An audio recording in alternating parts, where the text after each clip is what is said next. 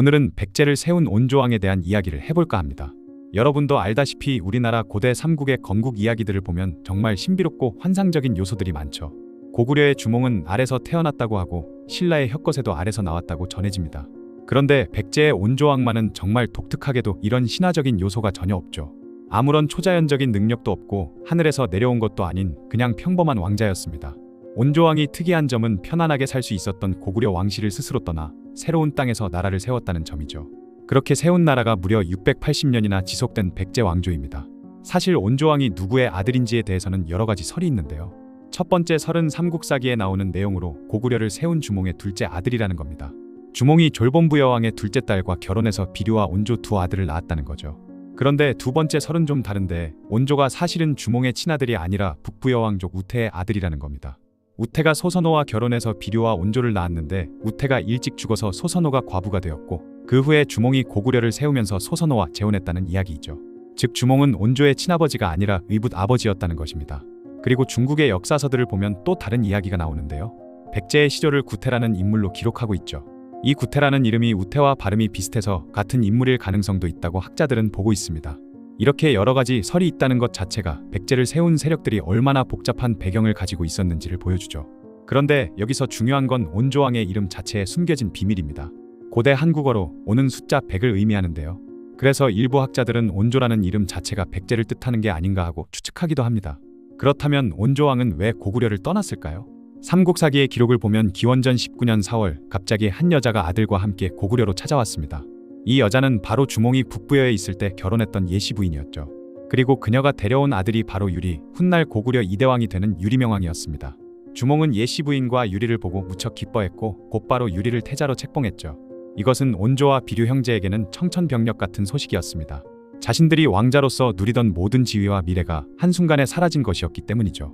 더 무서운 건 유리가 왕이 되면 정치적 라이벌인 자신들을 가만두지 않을 거라는 점이었는데 실제로 고대 왕실에서는 왕위 계승과 관련해서 형제나 친족을 제거하는 일이 흔했기 때문입니다. 그래서 온조와 비류는 어머니 소선호와 함께 고구려를 떠나기로 결심했고 이때 온조 형제를 따라 나선 사람들이 있었는데 오강과 마려 등 10명의 신하들이었죠. 그리고 온조 일행이 남쪽으로 내려와서 한산에 도착했을 때 형제 사이에 큰 의견 차이가 생기고 말았는데요. 온조는 한강 유역의 위례성을 보고 이곳이 나라를 세우기에 완벽한 장소라고 생각했는데 북쪽으로는 한강이 흐르고 동쪽으로는 높은 산이 있으며 남쪽으로는 비옥한 평야가 펼쳐져 있고 서쪽으로는 바다가 있어서 천연 요새 같은 곳이었기 때문입니다. 그런데 형 비류는 생각이 달랐죠. 그는 해양교역을 통해 부를 축적하려는 생각으로 바다와 가까운 미추홀에 정착하고 싶어 했던 것입니다. 그렇게 결국 형제는 각자의 길을 가기로 했고 온조는 위례성을 도읍으로 정해 나라 이름을 십제라고 지었죠. 반면 비류는 미추홀로 가서 자리를 잡았습니다. 그런데 얼마 안가 문제가 생겼는데요. 미추홀은 바닷가라서 땅이 습하고 물의 염분이 많아 농사를 짓기가 어려웠던 것이죠. 농업이 주된 생활 수단이었던 당시 이는 치명적인 단점이었기에 결국 비류는 온조에게 찾아왔습니다. 그곳에서 백성들이 안정되게 살아가는 모습을 보고 자신의 선택을 후회했고 얼마 지나지 않아 비류는 세상을 떠나고 말았죠. 이에 온조는 형의 신하들과 백성들을 모두 받아들였고 이때부터 나라 이름을 십제에서 백제로 바꾸었습니다. 백제라는 이름의 의미는 백성들이 즐겁게 따라왔다는 뜻이라고 전해지고 있죠. 그런데 백제를 건국한 온조왕 앞에는 수많은 시련이 기다리고 있었습니다. 특히 말갈과 낭낭의 침입이 가장 큰 위협이었죠. 지금 나오는 이 말갈은 나중에 발해를 세운 그 말갈과는 좀 다른데요. 백제 초기의 말갈이라고 불린 세력은 지금의 강원도 영서지방과 연천, 양평, 남양주, 제천 일대에 살던 예족 계열의 부족들이었습니다. 이들은 정말 끈질기게 백제를 괴롭혔는데 온조왕 재위기간 동안만 해도 무려 7차례나 백제를 침입했던 것이죠. 또한 기원전 11년에는 말갈군 3,000명이 위례성을 포위하기까지 했습니다. 이때 열흘 동안 포위가 계속되었는데 다행히 말갈군이 군량이 부족해서 물러갔죠. 온조왕은 이 기회를 놓치지 않고 추격해 대부연에서 말갈군을 크게 무찔렀습니다. 그리고 500여 명을 포로로 잡았죠. 한편 백제는 낭낭과의 관계도 복잡했습니다. 처음에는 온조왕이 서로 사신을 보내고 선물도 주고받으면서 한 가족처럼 지냈다고 기록되어 있을 만큼 낭낭과 우호 관계를 맺으려고 노력했죠. 그런데 온조왕 8년의 상황이 급변했습니다. 백제가 마수성과 병산책을 세우자 낭낭 태수가 크게 반발했고 즉시 사신을 보내 지금까지 우호 관계를 맺고 지냈는데 우리 땅 가까이에 성을 쌓고 목책을 세우는 것은 우리 영토를 빼앗으려는 계책이 아닌가. 만약 우호 관계를 생각한다면 성을 헐고 목책을 부수라며 항의했던 것이죠. 하지만 온조왕의 대답은 단호했습니다. 요새를 만들어 나라를 지키는 것은 예나 지금이나 당연한 일인데 어찌 이런 일로 우호 관계에 변함이 있겠는가? 만약 태수가 강함을 믿고 군대를 일으킨다면 우리도 대비책이 있다 라고 답했던 것이죠. 이 일을 계기로 낙랑과 백제의 관계는 완전히 틀어졌으며 낙랑은 직접 공격하기도 하고 말가를 사주해서 백제를 괴롭히기도 했습니다. 기원전 2년에는 아예 낙랑이 위례성에 쳐들어와서 불을 지르기까지 했다고 하죠. 그리고 당시 한반도 중남부에는 마한이라는 큰 연맹체가 있었습니다. 마한은 54개의 작은 나라들로 이루어진 연맹이었고 백제도 처음에는 마한의 일원이었죠. 온조왕은 처음에는 마한과 좋은 관계를 유지하려고 사냥해서 잡은 사슴을 마한왕에게 선물로 보내기도 하고 도읍을 옮길 때도 마한에 미리 알리기도 했습니다. 하지만 온조왕 24년에 백제가 웅천에 목책을 세우자 갈등이 시작되었는데요. 마한왕은 왕이 처음에 남쪽으로 건너왔을 때 발붙일 곳도 없었는데 내가 동북쪽 백리의 땅을 주어서 편히 살게 해주었다. 그런데 나라가 완비되자 성을 쌓고 목책을 세우며 우리 강토를 침범하니 이것을 어찌 의리라고 할 수 있는가? 라며 사신을 보내 항의를 한 것이죠. 이 말을 들은 온조왕은 부끄러워하며 목책을 헐어버렸는데 앞서 낙랑태수가 같은 항의를 했을 때는 굽히지 않았던 것과는 정말 대조적입니다. 이는 당시 마한이 백제보다 훨씬 강력한 세력이었다는 것을 보여주고 있죠. 하지만 온조왕의 마음속에는 이미 야심이 자라고 있었는데 그는 진안과 마한을 합병할 계획을 세우고 있었던 것입니다. 그리고 26년 겨울 사냥을 간다고 하면서 기습적으로 마한을 공격했고 대부분의 마한 세력은 빠르게 항복했지만 원산과 금연 두 성만은 끝까지 저항했죠. 하지만 결국 1년 뒤인 27년에 이 두 성도 결국 항복했고 온조왕이 마한 정복을 완료했다고 기록되어 있습니다.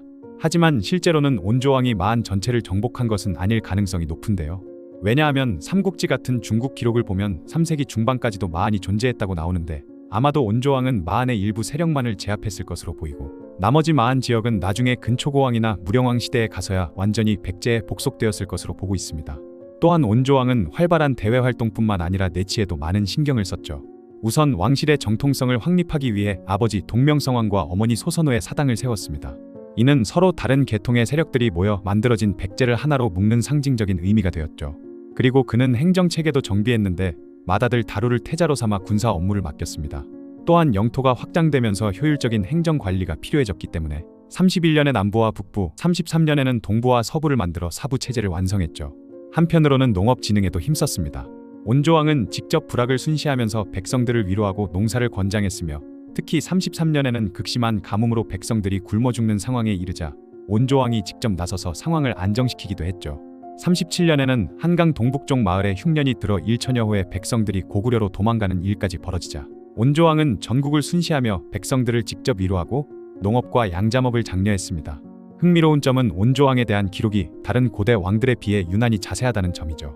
삼국사기에서 온조왕 관련 기록이 무려 65줄이나 되는데 이는 백제의 모든 왕들 중에서 가장 많은 분량이기도 합니다. 심지어 후대의 유명한 왕들보다도 더 자세하게 기록되어 있죠. 그런데 이상한 점은 고고학적 발굴 결과나 중국의 기록들과 연대가 맞지 않는 부분이 많다는 점입니다. 이는 후대 백제 사람들이 건국자인 온조왕을 더욱 위대하게 만들기 위해 나중에 일어난 업적들을 온조왕의 것으로 돌린 것 같다고 추측하기도 하는데요. 그래서 현재 학자들은 온조왕의 실제 업적과 후대에 부풀려진 업적을 구분해서 연구하고 있다고 하죠. 최근 고고학 연구 결과를 보면 온조왕에 대한 새로운 해석이 나오고 있습니다. 기존에는 온조왕이 기원전 1세기에 살았다고 여겨졌는데 실제로는 기원 후 2, 3세기 인물일 가능성이 높다고 보고 있죠. 왜냐하면 고구려 적석총 양식이 임진강 일대에 나타나는 시기가 2세기 후반이고 한강 유역에서 백제 특유의 토돈분 구묘가 나타나는 시기도 3세기 중후반입니다. 이를 종합해보면 온조 세력이 처음에는 파주 일대에 정착했다가 나중에 서울 강남 지역으로 이주했을 가능성이 높으며 실제로 온조왕 관련 기록을 보면 처음에는 하북 위례성에 있다가 나중에 하남 위례성으로 천도했다는 내용이 나오기도 하죠. 이는 고고학적 증거와도 일치하는 부분입니다.